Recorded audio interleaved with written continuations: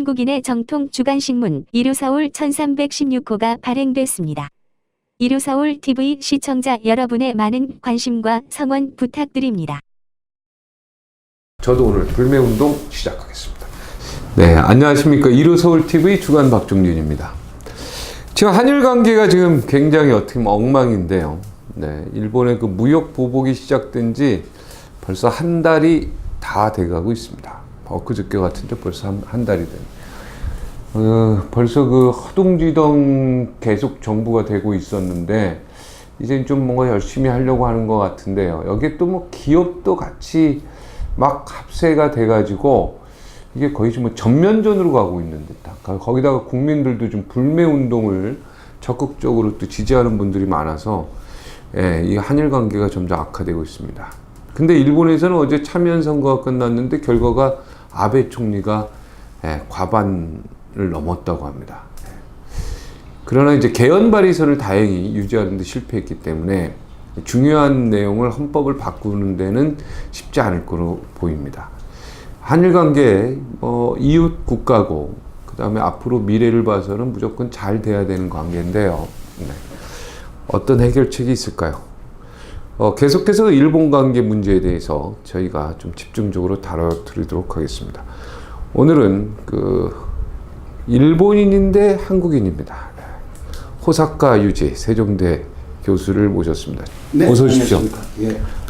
지금 국적이 정확히 어떻게 돼? 이중 국적이에요? 아니면? 아니, 이중 국적이라는 것은 한국에서는 허용되지만 네. 일본이 허용하지 않습니다. 아. 그리고 제가 한국 국적을 가졌을 때만 해도 한국에서도 허용하지 않았습니다. 그렇죠. 그 당시에. 예. 그러니까 2003년에 제가 한국 사람으로 국적을 완전히 바꿨기 때문에 네. 지금 일본 국적 전혀 없습니다. 전혀 없고 한국 사람이네요. 한국 사람. 그러면 일본 사람들 중에서요, 우리 한국민의 그 피를 갖고 있는 분들도 있잖아요. 백제에서 넘어간 사람들, 옛날 가야에서 넘어가신 분들. 그렇지. 그렇죠. 조상이 한국에서 오신 분들, 이런 분들도 꽤 있으신 거 아시죠? 아, 그건 당연히 그렇죠. 그렇죠. 저도 그러니까. 저도 그렇게 알고 있어요. 아, 교수님의 조상분이? 예. 아. 제 아버지가 그 부분은 쭉 용을 했어요. 아, 어느 쪽에? 호사카라는 이름은 네. 많지는 않지만 일본에 네. 그 유서 깊은 옛날부터 있는 이름이에요. 아. 예, 그러니까 호적으로 쭉 거슬러 올라갈 수 있어요. 위자왕 관련해서 백제. 한 사람들 중에서 후지와라 씨라는 사람들이 있어요. 후지와라 씨. 예, 거기서 일본에서는 그 씨는 성이 아니라서 거기서 여러 가지 판계 사람들이 나가요. 네. 다른 성 이름으로 갖고 그 중에 호사카가 하나 있었습니다. 그러면 우리 교수님 피해는 우리 한반도에 네, 우리나라의 피가 그런 일본인들이 있겠네요. 그런 일본인들 굉장히 많습니다. 굉장히 많습니까? 예. 그러니까 우리 조상이 백제가 망해서 간 사람들이 아니라 백제가 망하기 전에 일본 왕가를 사실상 그때 일본 왕가도 백제계이기 때문에 그렇죠. 예, 맞습니다. 왕가를 사실상 포자하는 역할로 있었던 사람들이 후지와라 씨입니다. 아무튼간에 한반도에서 굉장히 많은 피가 일본에 갔다는 것은 사실이고요. 네, 맞습니다. 사실은 이제 역사적으로나 이렇게 보면 우리가 사실 거리도 그렇고요. 네. 일본하고 참 가까이 지내는 게 굉장히 사실 참 당연한 일인 것 같아요. 그렇죠. 임진왜란하고 또 일제시대 때 이런 아픈 기억들 이런 것 때문에 참 우리가 감정이 좀 안 좋거든요. 일본도 그렇죠. 우리를 왠지 모르게 싫어하는 것 같고 그죠? 현재 일본 내에 모든 사람들이 한국을 싫어한다라는 것이 전혀 아닌 전혀 것입니다. 아니죠. 예. 네. 그러니까 몇 퍼센트나 급여 하시나요? 몇 퍼센트라는 것 자체가 조금 뭐라 할까 그런 질문 자체가 잘못됐나요? 질문이? 예, 그런 퍼센트로 뭐라고 얘기할 수가 없다. 올라갔다 내려갔다 내려갔다 다양하고 합니다. 예를 들면 이명박 대통령이 독도 방문을 하기 안 좋아졌죠. 전에는 70%까지가 한국을 좋아했어요. 예, 그때 일본에. 네. 그 다음에 30%로 내려갔습니다. 그 이후 30% 이상 한국에 대한 호감이라는 게 기본적인 일본의 여론조사에서는 그 40%를 넘지 못합니다. 네. 그 이유는 뭐 이명박 대통령의 문제라기보다 그 이후 일본의 아베 정권이 들어섰기 때문에 아베 정권은 교만 분위기를 계속 조성했기 때문에 이제 거기에 계속 일본 사람들이 그 뭐라 할까 쇠뇌해 갔다라고 할 수가 있죠. 네네. 우리 교수님은 독도는 객관적으로 볼 때 어느 땅이라고 보세요? 솔직히 말해서. 그러니까 저는 독도 연구자입니다. 아, 그래요? 예. 예. 근데 이번에 예. 또 좋은 소식들이 있었어요. 미국에서 여러 자료들이 뭐 나와가지고 독도 홍보에서 우리가 이겼다 뭐 이렇게 얘기하는데. 아, 근데 홍보에서 이기는 것이 문제가 아니라 본질적으로 독도가 어느 나라 땅인지 네. 이게 중요한 것인데요. 네. 일본은 자꾸 독도가 다케시마, 네. 예. 일본 땅이라고 우기니까요. 네. 그러니까 그것은 일본의 주장의 일품 역사적인 자료에서도 독도는 한국 영토라고 일본도 인정한 자료가 남아있기 때문에 역사적인 부분에서는 일본도 뭐라고 하기 어려워요. 네. 그러니까 자꾸 국제법적으로 독도는 그렇죠. 일본 영토다 그렇게 말하고 있지만 국제법적으로도 그러한 증거가 전혀 없습니다. 일본이 우기는 것뿐입니다. 그럼 우리가 국제법으로 아예 같이 가서 아예 그냥 거기서 결론을 딱 얻어버리면 더 좋지 않을까 이런 그거는 국제사법 얘기하는 재판- 사람도 있어요. 예. 근데 그거는 일본 논리입니다. 완전히 일본 논리입니다. 왜냐하면 국제사법재판소에 가자라는 이야기잖아요. 국제사법재판소에는 갈 때는 우리가 분쟁이라는 것을 인정해서 가야 합니다. 그러니까 그 자체로 가는 자체가 문제가 있다. 예, 그러니까 분쟁이라는 것을 더 조금 말씀드리면 독도가 일본 영토일 수도 있다라는 것을 인정하는 행위가 될수 있기 독도가 때문에. 분쟁이다라는 것을 인정해서 그것이 있어야만이 국제사법재판이 시작됩니다. 우리는 독도 한국 영토라고 일관되게 주장하고 있기 때문에 일본 것일 수 있다라는 것을 인정해라라는 국제사법재판을 시작하는 존재를 받아들일 수가 없습니다. 일본은 이 근본적인 이유를 그러니까 국제사법재판소가 어떤 곳인지를 학교에서 가르쳐 주는 거예요. 가르쳐요. 여기는 그 부분이 결여되어 있어요. 우리가 교육이 좀 잘못됐네요. 그죠? 잘못됐다라기보다 그것을 보충해야 돼요. 보충해야 돼요. 예, 저는 교육부에 가서도 이야기를 합니다. 자, 이제 그 징병 그때 고생하셨던 강제로 끌려간 예, 이분도 강제징용자. 월급을 안 준 거, 강제징용. 그래서 예. 배상 판결이 났단 말이에요. 그죠? 예. 대법원은 결국은 일본 기업, 일본 너희들 배상해라.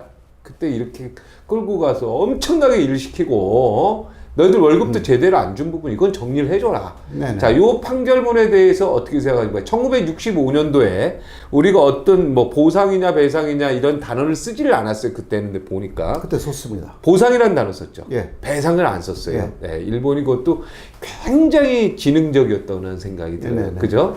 보상이라는 단어는 사실은 어떤 사실 한국에서는 배상까지 요구했습니다. 그때. 그죠? 예. 한국에서는 배상을 하라 그랬는데 아니 배상까지 요구했어요. 보상뿐만이 아니라. 보상뿐만 아니라 배상까지. 그러나 일본은 보상만 했습니다. 배상은 빼서. 예, 그리고 일본 쪽에서 자료를 많이 달라고 했습니다. 왜냐하면 65년까지는 한일 국교가 없었기 때문에 그렇죠. 그러니까 강제징용자에 대한 그 면단이라든가 어떤 일을 시켰는가 혹은 그 미수금, 미불금 그러한 자료는 다 거의 다 일본에 있는 거예요. 그러니까 다 가져갔군요. 그렇죠. 일본 안에서도 시킨 게 많으니까. 그렇죠. 또 초선 전도부가 했으니까 그때 박정희 정권이었잖아요. 요구했어요 일본에. 그런데 일본은 손실하게 그런 것을 내놓지 않았습니다. 그리고 거의 자료가 없었기 때문에 그냥 값으로 이쪽에서는 21억 달러를 요구했어요. 사실 그 이스만 정권부터. 21억 달러. 그러나 일본은 3억밖에 안 줬죠. 그때도 일본도 인정했습니다. 이거는 보상금이다. 그러니까 미수금이나 그 미불금이나 그리고 한국인의 재산에 대해서 주는 것이다. 배상 없다는 거예요. 보상이라는 것은 그 합법적인 그 과정에서 손해가 생긴 것에 대해서 주는 것이 포상입니다. 네. 그러니까 모든 게 합법이었다. 그 논리였고 그렇죠. 그러나 그때 박정희 정권도 배상을 요구했습니다. 네. 배상이라는 것은 일제 간종기 자체가 불법이었고 실제 그 노동하는 노동장에서 차별이 있었고 네. 그 폭행이나 크다 이런 것도 있었고 네. 이런 거 다 위법이다. 그렇죠? 네. 거기에 대해서 배상도 해야 된다. 정신적, 육체적 고통을 배상해야 된다. 이 부분은 일본은 안 했어요 그때. 정확하게. 남은 거예요. 박정희 정부가 그때 21억 원을 그래서 요구했군요. 그러니까 배상까지 다 포함해서. 처음은 박정희 정권이라기보다 이게 시작한 게 이스만 정권이었기 때문에 먼저요. 네, 네. 그때 처음 이야기한 게 21억이었습니다. 네. 그러나 쭉 그 연결이 돼가지고 박정희가 가지요. 근데 그쪽에서 이야기하는 건 자료 내라 이거예요. 자료가 없다 이거야. 네. 예. 그러니까 자료 내라고. 자기들이 다 갖고 있으니까. 그러니까 유야무야 그리고 배상도 안 되고 보상금만 그 3억 달러 받았어요. 근데 그 다음에 이제 국교 수립됐죠. 국교 수립됐으니까 자료가 나오기 시작했어요. 엄청 나왔죠. 예, 엄청 나왔어요.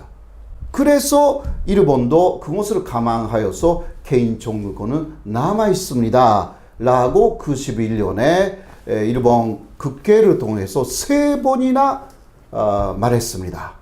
아, 일본이 인정한 겁니까? 인정한 배상에 거예요. 남아 있다고요? 그러니까 그 누가 개인 그랬죠? 청구권이 남아 있다고. 개인 청구권이 남아 있다. 예. 그러니까 65년도에 한일 기본 조약에서 빼놓고 국민의 그 청구권이 해결되었다고 나와 있는데 네. 이 뜻은 개인 청구권이 소멸됐다라는 것이 아닙니다. 그렇지 않고 개인을 국가가 보호하는 외교 보호권이 사라진 것을 그렇게 표현한 것이다 라고 일본 외무성 조약국장 야나이 슌지가 그때 91년 8월하고 12월에 2번 합계 3번 정확하게 말했습니다.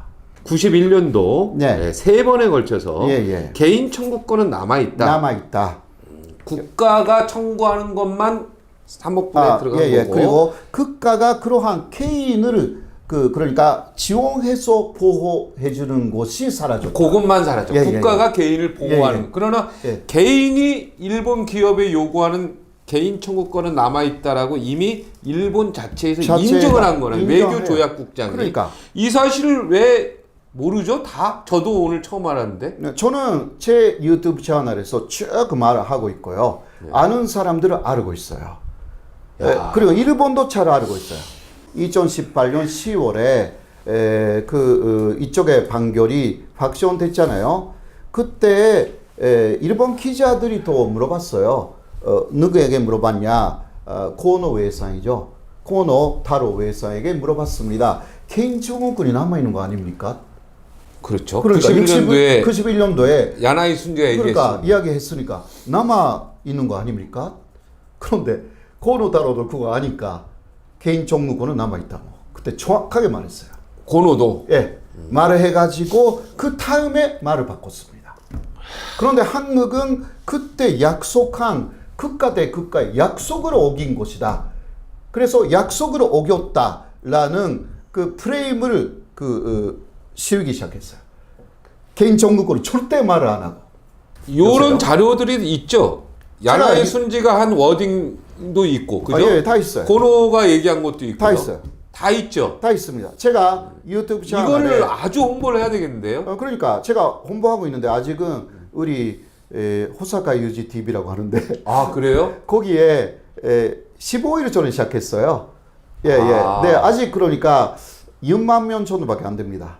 한 15일 됐는데 6만 명이면 엄청난 거죠. 예, 그러니까 이게 지금 화제가 되니까 거기에 제가 그 국회 회의록이라든가 그때 일본의 국회 회의록이라든가 원본을 그대로 올렸으니까 샌프란시스코 조약에는요 이게 일본인의 개인 청구권이 소멸되었다고 나와 있어요. 일본인들이 그때 세계 각국을 침략해가지고 재산을 많이 만들었잖아요. 각국에, 한국에도 그렇고. 근데 그 일본 사람들이 그때 그 샌프란시스코 조약에 개인 청구권이 소멸이 되었다고 나와 있는데 이게 진짜 소멸이 되었습니까? 라고 물어봤어요. 일본 정부에. 네. 일본 정부는 법리적인 검토를 했고 아까 야나이 신지의 말이 그때 나오기 시작했습니다.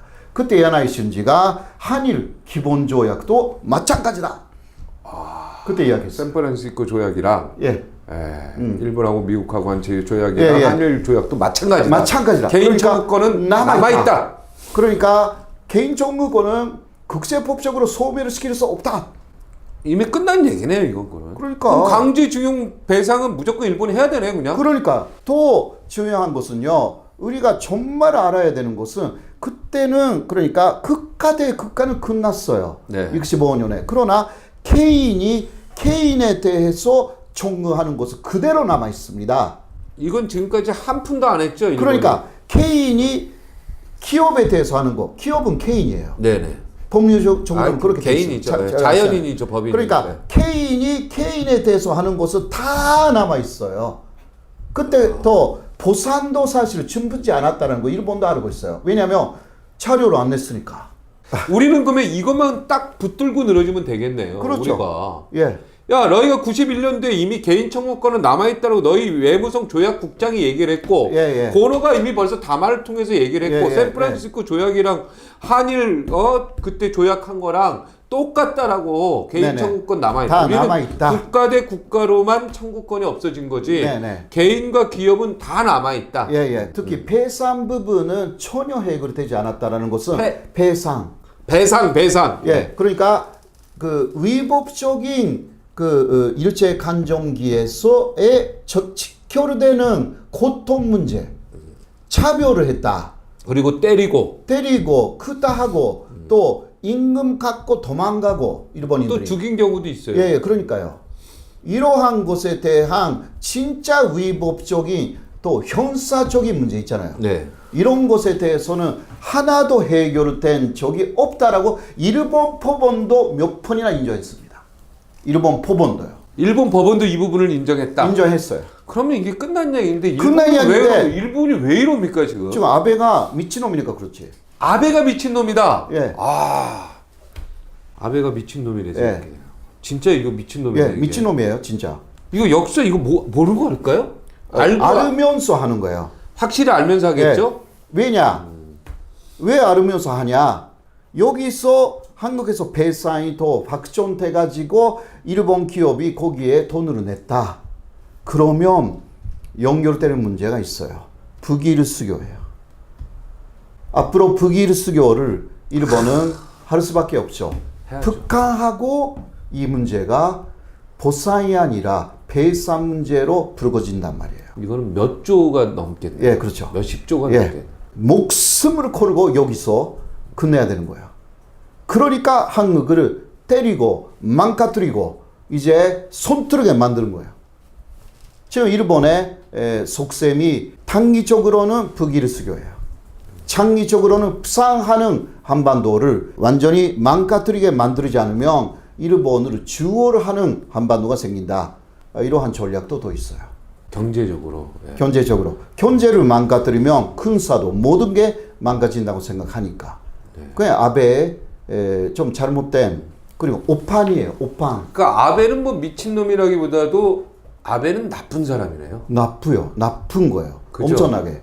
보복을 한다 하더라도 보통 인격이 있는 나라이면 그 2달, 석 달 정도 여유를 줘야죠. 여유를 줘요. 그리고 먼저 마지막까지 간제지원자 판결 문제를 위로해야 돼요. 끝나지 않았는데 중간에서 갑자기 이야기를 하고 3일 후에 보복조치에 들어갔어요. 이것은요 파르하바 진지만 공격과 똑같아요. 이건 진주만 공격이다. 예.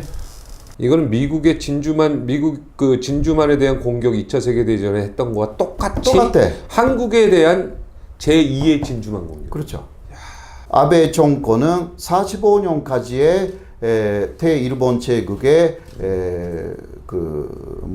만용 그 유령이 다시 부활된 거라고. 왜냐하면 아베 정권의 모든 이러한 정책이라든가 사상을 만드는 일본 해위가 그런 사람들이니까.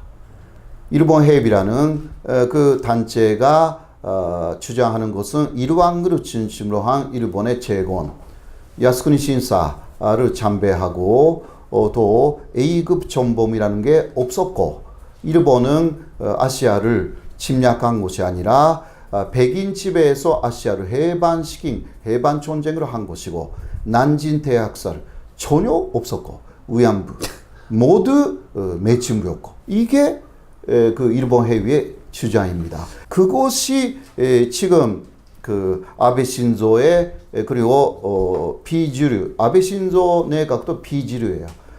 그 주류 우파가 아닙니다. 주류 보수 정권이 아닙니다. 비주류 아베 정권 키시노부스케 라인이에요.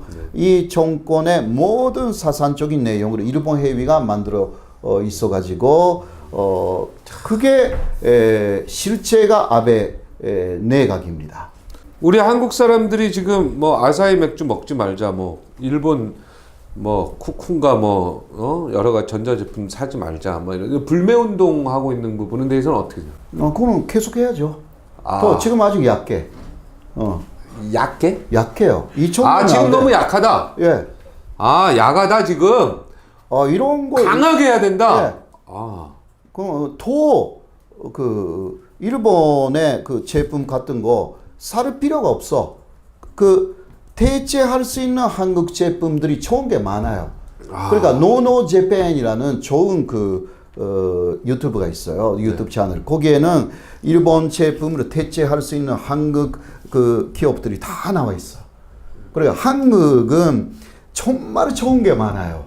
그런데 한국 분들은 이상하게 외국 곳을 좋아해. 그게 가슴 아프네요. 그 얘기를 들으니까. 그러니까 한국 우리 교수님은 한국 거 좋아하죠. 그러니까 이게 다 한국 거예요. 예. 유니크로 없어. 저도 부끄럽습니다. 그런 식으로 불매 운동이 아니라 한국을 사랑하자, 한국 제품을 사랑하자라는 운동으로 완전히 바꿔놔야 돼요. 디스커버 코리아로 해야 돼. 그러니까 일본 여행 왜 가? 디스커버 코리아로 한국 곳곳에 좋은 데가 엄청나게 많아요. 거기 여행 가면 얼마나 좋아요. 앞으로는 더 북한 가야 돼 많이. 부끄럽습니다. 우리 교수님 앞에서 제가. 저는 이 방송에서 불매운동까지 갈 필요가 있겠느냐. 빨리 일본하고 관계를 회복해야 된다. 이렇게 생각을 했었는데 교수님 말씀을 들으니까 제 생각이 바뀌었네요. 더 나쁜 이야기를 해줄까요? 예. 일본이 그러니까 예. 그러니까 그때 말했어요. 개인 종국을 남아 있다고 했으니까 네. 일본 근내 법으로라도 한국인의 개인 종국권을 소멸시키자고. 그러니까 근내 법으로. 그러니까 국제 법으로 못하니까. 그래서 그 다음에 만든 게 법률 144호라고 했어요. 거기 나와 있는 것은 한국인의 개인 종국권은 소멸되었다고. 근내법으로 만들었어. 그럼 고노다마도 그렇고 야나이 순지 얘기도 그렇고 이 국내법 때문에 결국은 이제 다 의미가 없어져 버려. 네, 그러나 한국에는 그런 근내법이 없어요. 한국 근내법으로 예를 들면 일본인의 종국권을 그 소멸을 시킨다든가 한국인의 종국권을 소멸을 시켰다. 이러한 법이 없어요. 개인이 하는 것은 이거는 남아있다. 이것은요 2005년에 노무현 정부 때 이 부분에 대해서 그 관민 합동위원회를 만들어서 결론을 내렸어요. 결론은 뭐냐? 보상 끝났다 그때. 그러나 폐산 남아있다. 그래서 지난해 일제 불법적인 일제 간정기에 불법에서 오는 그 위자료 이건 배상금입니다. 그것을 내라라는 판결이 난 것입니다. 그 판결은 그럼 제대로 된 거네요. 그러니까요. 그리고 거기도요. 일본 정부가 개입하는 게 안 돼요. 그거는 말이 안 되는 거예요. 개인에 대해서 한 것이니까 그때 그러니까 처음은 신일조 추금 지금은 신일본 제철로 다시 한번 이름 바꿨지만 네네. 그 사람들이 처음은 돈 내겠다고 했어요. 깨끗이 다 배상하고 한국은행에서 기업 활동을 하고 싶다고 이야기했어요. 그것을 뒤에서 막은 게 아베 정권이라고. 하지 마라. 예, 하지 마라. 근데 이거 하면 안 되는 거예요. 국가의 외교 보호권이 사라진 곳인데 그것을 사용한 거예요. 그러니까 국가는 빠져 있어야 돼. 여기에 국가가 양 국가가 개입하면 안 돼요. 안 되는 거예요. 그러니까 개입하면 그 안 되는데 개입하기 시작. 그러니까 아베도 개입하면 안 되네요. 이 부분에 그러니까요. 대해서. 그죠? 그러니까. 강제징용 대상 이 부분에 대해서는 개입하면 안 되고 우리나라도 굳이 개인한테 예. 개입할 필요가 없고 그러니까 지금까지 개입하지 않았어요. 우리도 개입 안 했죠. 예. 적어도 그 얘기는 예. 그런 각 개인이 해야 될 문제예요. 예. 그러니까 그게 옳은 그 법률적인 입장이었던 것입니다. 근데 그러나 지금 너무 이렇게 되니까 한국 쪽에서도 그 일본 기업하고 한국 기업에 그 1대1의 그 기금을 내고 그 어떤 그 재단을 설립하자 이러한 일단 제안을 한 거잖아요. 일본 쪽에. 그렇죠. 이런 식으로 외교적으로 지금 움직이기 시작했는데 근데도 뭐 원래는 억지예요. 뭐 제안 그거 제안했는데도 제안 안 했다 그러고 그러니까요. 뭐, 완전히 그러니까 G20에서 문재인 대통령이 만나겠다고 이야기를 했는데 무시를 했잖아요. 네. 왜냐면 그때 만나면요. 이틀 후에 보복 조치를 감행 못하니까. 그렇죠. 그러니까 작전으로 작심해서 문재인 대통령을 무시한 거라고. 그러니까 진주만 공격하기 전에 만나면 안 되잖아요. 그러니까 맞아요. 네. 그런 거예요. 그래 지금 일본 정말 나쁜 사람이네. 그래요. 그러니까 나쁜 정말 사람은 진짜 한국 사람들을 지금 예. 뭐로 알고 이러는지는 모르겠네. 그죠? 그러니까 이거 정말 자존심에 이건 문제를 넘어서 예. 정말 객관적으로 나쁜 사람들이다. 그러니까. 그 아베 정권 그 자체 사람들은 예. 그렇죠. 일본을 전체를 얘기하는 건 예, 아니고 아니에요. 그거 예, 아닙니다. 구분해야 돼요. 일본이 나쁘다는 게 아니라 그 아베 정권 사람들은 정말 나쁜 사람. 나쁜 사람들 굉장히 많아. 그러니까 그것은 전통적인 보스 아니라 아까 말한 일제 간종기가 자신들의 영광이었다. 이러한 사상을 갖고 있는 사람들이니까 문제가 되는 것이고 일본 국민들은 전혀 아니고요. 그러니까 70% 정도의 일본 사람들은 한국을 정말 좋아합니다. 네, 정말 좋아하는데. 예, 좋아하고요. 그러니까 아베가 그냥 막 국민들을 자꾸 막 헷갈리게 만들고 막 예, 포퓰리즘을 하고 막 그죠? 막 쑤셔대고 해서 막 예, 자기 인기 어떻게 얻으려고 나는 이렇게 일본을 사랑하고 일본을 정말 위해서 국익을 위해서 이렇게 하는 거다. 뭐 이런 식으로. 그러니까 여기 한국 쪽에서도 저는 뭐 박천진님 정도는 네. 그 11년의 이야기는 당연히 알고 있는 줄 알았어요. 몰랐어요. 그러니까 교수님 오늘 만난 거는 제 인생에서 굉장히 중요한 모멘텀을 만들었어요. 그러니까 그 한국에서도 이것이 많이 지식인들 사이에서 공유되어 있지 않는 이야기인데 진실 그대로예요. 네. 불매 운동을 예. 그냥 하는 게 아니라 하는 강하게 게 하고 예. 진짜 마지막 국교 단절을 하더라도 이 네네네. 부분은 정확해야 된다는 거죠. 그러니까 국교 단절을 하더라도 그렇죠. 네, 이건 정확히 밀고 가야 됩니다. 박근혜 정부 때 위안부 합의를 했습니다. 그 이전까지는 박근혜 정권은 상당히 반일적인 정책을 썼습니다. 위안부 문제를 인정하지 않는 그 일본이 나쁘다고 박근혜 대통령은 여러 곳에 가서 정상회담을 할 때 일본이 나쁘다고 했어요. 그때 같은 아베 정권이에요. 하기우다라는 사람이 있어요. 네. 그때 일본 언론에 나와가지고 말했거든요. 박근혜 정권은 도가 넘어섰다고. 그래서 경제 보복하고 그리고 홍보를 통해서 반격하겠다. 그때 우리가 생각하는 거 다 말할 수는 없지만 하나는 한국의 원화를 일본에서 많이 사들여 가지고 원고를 만들어서 한국의 수출에 타격을 주겠다고. 그때부터 시작했어요. 우리나라 원화를 사버리겠다. 예. 그러니까 이게 지금 하고 있는 게 그 이쪽에 진보 정권 그리고 보수 정권 관계가 없어요. 일본 말을 지금 아베 정권의 말을 듣지 않는 정권이면 다 이렇게 해가지고 굴복시키려고 하는 거야.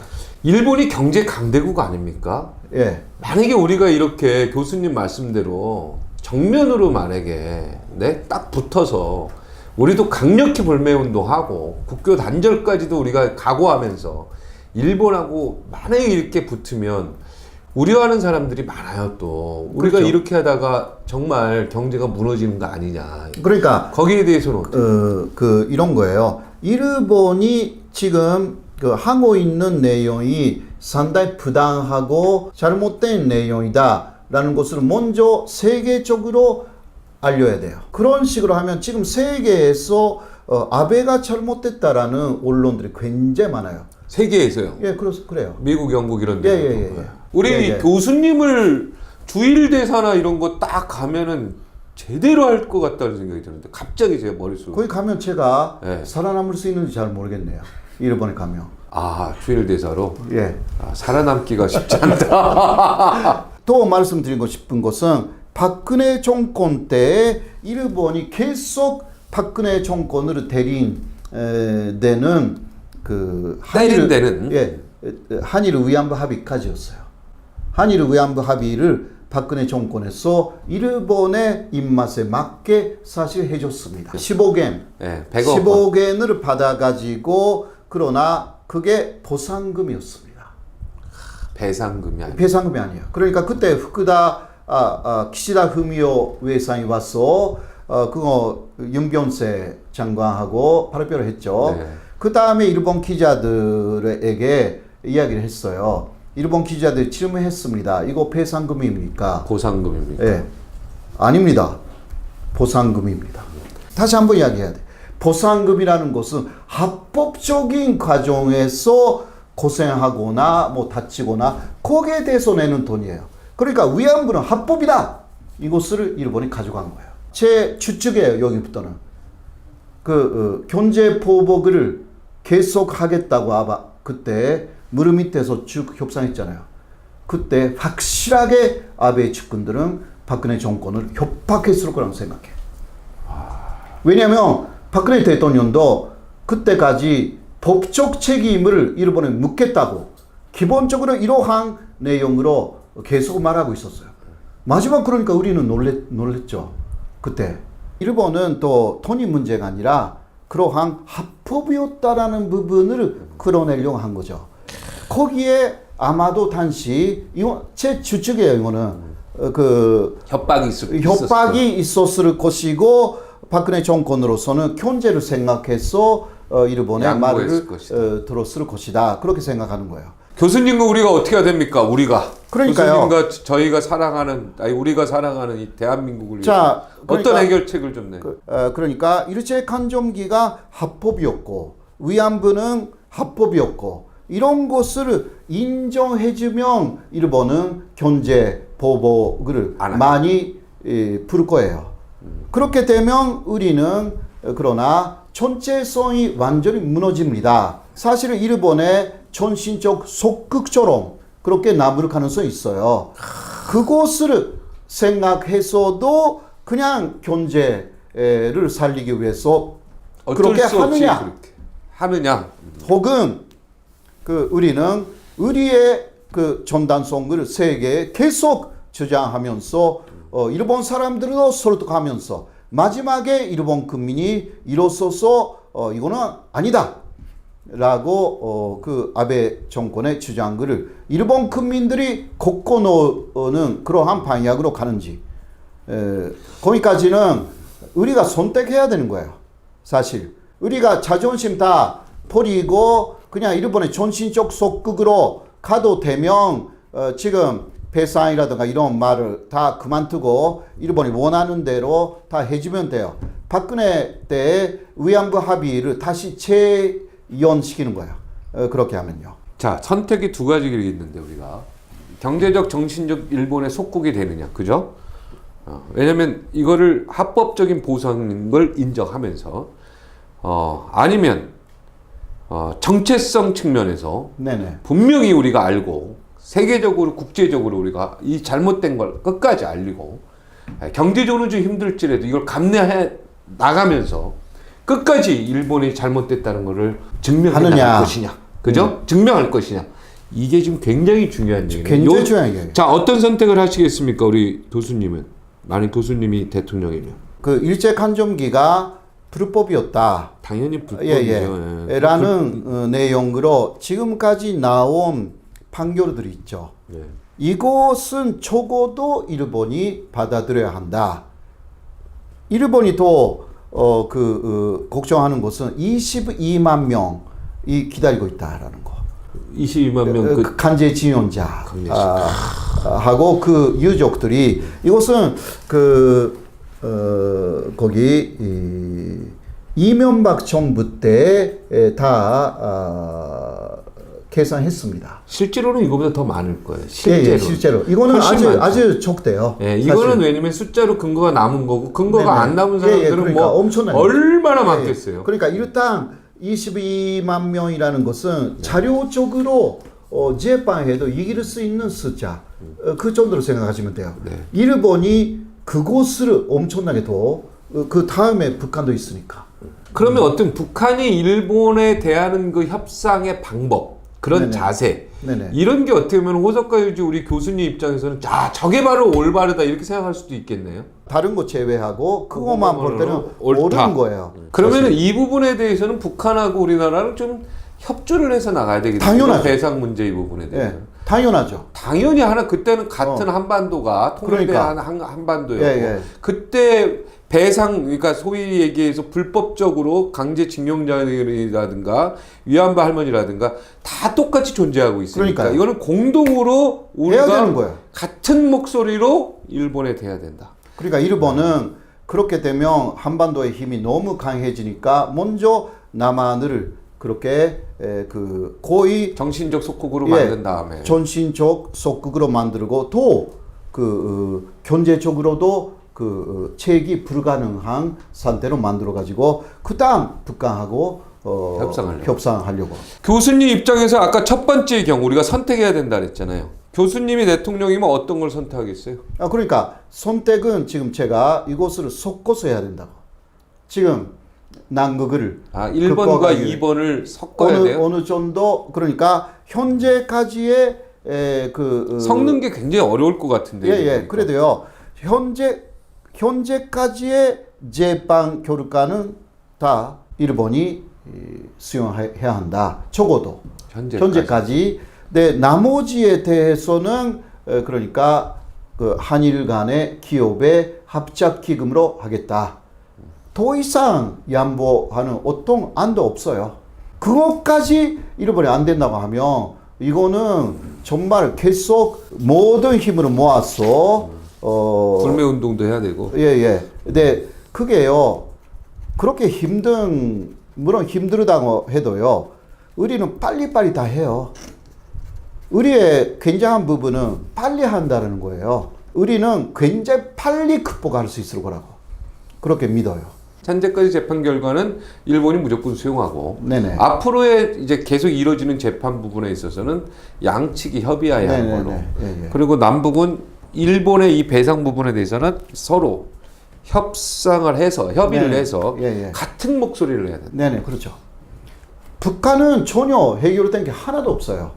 그러니까 위안부 문제도 남아 있고 총무권 협정도 다 남아 있고. 거기는 일단 국교부터 지금 수립이 안 돼 있습니다.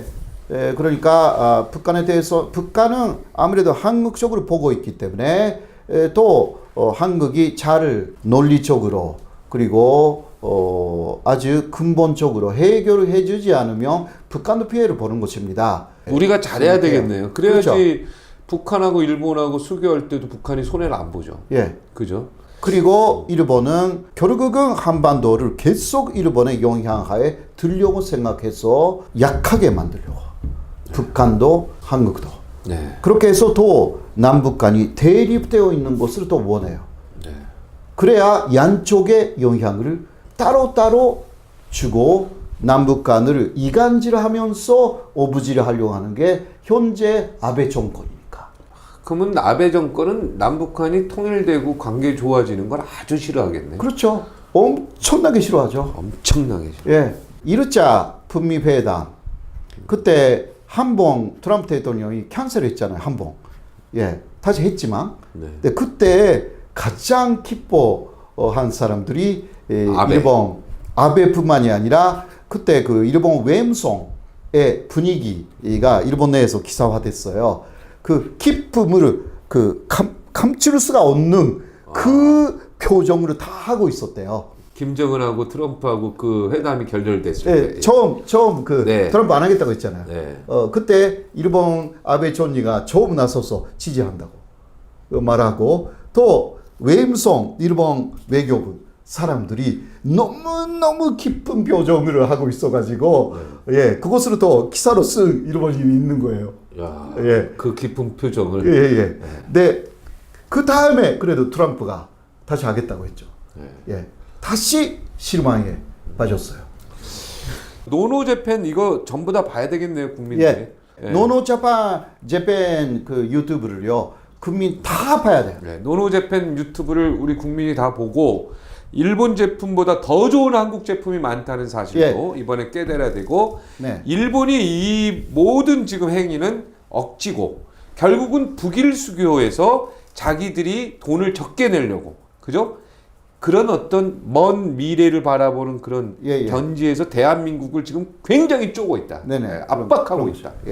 이 압박에 과연 우리가 무릎을 꿇을 것이냐, 아니면 우리가 정체성 회복을 갖고 자존심 있게 대한민국의 어떤 그 조상들이 일궈놓은 이 대한민국의 자존심을 끝까지 지킬 것이냐. 그런 모습입니다.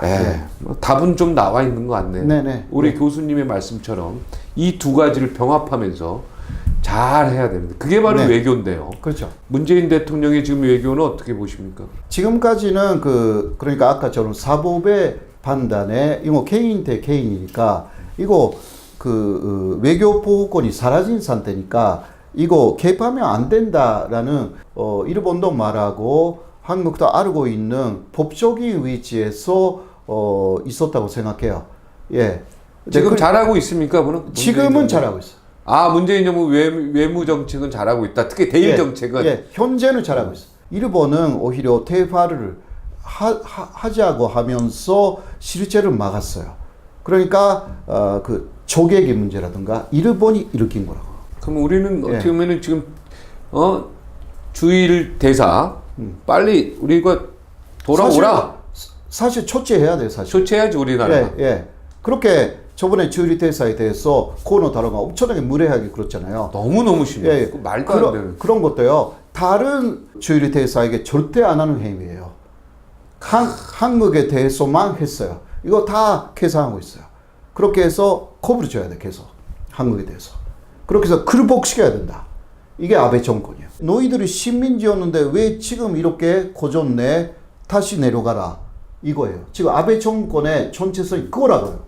식민지로 너희 다시 내려가. 우리한테 종속돼야 돼. 지금 종속되어 있잖아. 그거 보여줄게. 이게 이번에 세 품목에 대한 수출 규제이고요. 그것을 우리가 어떻게 받아들일 수가 있어요, 그런 거. 너무 가슴이 한국 사람이면. 절대 못 받아들여, 그거. 그렇지. 저도 한국 사람이니까. 네버. 절대 안 돼. 이거는 끝까지 어떤 면에서는 강력하게 이게 저항해야 되는 거예요. 그러니까 굶어 죽더라도 3.1 독립운동부터 100주년이에요. 임시정부 수립에서 100주년이에요. 3.1 독립선언서 제념성이 만든 거기에는 일본에 대한 태도가 나와 있어요. 그 사상, 그 세력에 지배당한 일본의 위존자들의 잘못된 잣대를 계속 지적하여서 새로운 그 올바른 길로 복귀시켜야 한다. 일본을. 일본이 잘못된 길로 가는 것에 대해서는 정확하게 지적을 해야 된다. 일본이 잘못된 길에서 벗어나야만이 동양 평화, 세계 평화, 우리들의 평화가 있다. 이런 말을 그때 독립선언서에 기재되어 있는 말들입니다. 아베 총리는 일본 전체에서 보면은 암적 존재네요. 그렇죠. 그죠? 그리고 양심도 없는 존재고. 그러니까 일본 사람들이 예를 들면 작년 선거에서 48%밖에 선거하러 가지 않았어요. 여론조사를 하면요, 45%에서 60%가 지지 전당 없음. 그게 일본인들이에요. 한국인은 아직은 14% 정도예요. 아무리 나와도 지지 전당 없음. 그러니까 45%에서 60% 그 여론조사에서 가끔 좀 다른데요. 그렇게 정치에 관심이 없는 사람들이 많아요. 그거는 일본 전체가 싫어서 다 이제 무관심증으로 갑니다. 그게 일본 사람들의 문제점이에요. 투표를 하지 않는 사람이 과반수가 넘네요. 그러니까요. 그러니까 참여는 뭐 이거 승리했다고 말할 수도 없는 거네요. 그러니까 민의를 전혀 반영하지 못했고요. 자민당 자체는 그래도 9석이나 줄어들었어요. 자민당만으로는 과반수도 없어요. 113석이니까. 245석의 과반수는 123의석이에요. 그쯤 113위석밖에 받지 못했어요. 네. 그러니까 자민당만으로 과반수가 없습니다. 사실 심판 받은 거예요. 그래도 그럼 실패한 거네요. 완전한 실패예요. 그러나 그것을 아베가 순위했다. 이건 그러니까 쇠뇌라고. 우리는 그걸 기사를 그렇게 쓰면 안 그러니까 되죠. 그것을 왜 받아들여서 여기서 그렇게 쓰냐고요. 그죠? 우리 언론이 잘못됐네요. 잘못된 게 굉장히 많아요. 아 부끄럽습니다 우리 교수님 앞에서요. 아닙니다. 아우 그런 것은 아닙니다. 창피하고 부끄럽고 우리가 너무 무지하다라는 생각이 좀 들었어요. 그러나 일본에 대한 정확한 관심이 없어요. 예. 그리고 분석력도 없고 91년도 이것도 제가 볼 때 교수님 말씀 듣기 전에 어디도 난 찾아본 기사도 없는 것 같고. 예. 아마 어딘가에는 있을 겁니다. 그러나 있겠죠. 그때 91년도 기사 찾으면 있겠지만. 아니, 그러니까 요새도 하나 들을 정도는 나왔는데 네. 그것으로 끝나버리는 거야. 야, 일본의 이 속내가 말이야. 혼내가 이 정도의 깊은 뜻에서 결국 우리를 다시 식민지화 시키려고 하는 경제 속국으로 만들려고 하는 그래, 정신적 이러한, 속국이에요. 네, 정신적 경제적 속국으로 우리를 완전히 일본의 수중에 잡으려고 하는 그래서 친일 정부가 들어오기를 기다리는 거예요. 예, 그때 되면 협상을 하려고 예. 하는 그러니까 2월 10일에 오노데라라는 자민당 안보조사회장이 문재인 정권하고는 이제 안 된다. 정권 교체가 된 이후에 관계가 개선될 것이다. 그때까지는 무시를 하자. 이렇게까지 말했어. 가이온에서. 우리나라 이 위정자들이 이 방송은 반드시 봐야 되겠다. 아, 예. 예. 그렇죠. 우리 교수님의 말씀은 예. 그러니까 우리가 이 부분에 대해서 국민들도요 정확히 알아야 됩니다. 개인 청구권은 살아있다라고 일본도 인정한 내용이기 때문에 이 개인과 기업은 원래요 자연인하고 똑같습니다. 개인하고 똑같이 봐야 되기 때문에 개인과 개인 간에 이루어지는 청구권은 살아있다. 국가와 국가의 청구권은 65년도에 없어졌지만 이 부분을 우리가 정확히 알아야 되고 이것도 일본이 스스로 인정한 거다. 네, 91년도. 그렇습니다. 한 번이 아니고 세 번. 세 번. 예, 그리고 고노까지 예. 확실히 그러니까 네 번이죠. 인정. 네 번. 근데 정말 이게 결국은 이제 북일 어떻게 보면 수교를 앞두고 이 엄청난 계산 속에서 이루어지는 거고 우리가 다시 일본의 경제적 정신적 속국으로 갈 것이냐 아닐 것인가 이건 우리 국민이 선택하고 우리 위정자들이 선택할 문제다. 굉장히 큰 숙제입니다. 저도 오늘 불매운동 시작하겠습니다. 자, 가슴이 굉장히 지금 떨립니다. 일요 서울TV 주간 박종진 여기서 마치겠습니다. 우리 교수님 고맙습니다. 고맙습니다. 너무 감사합니다.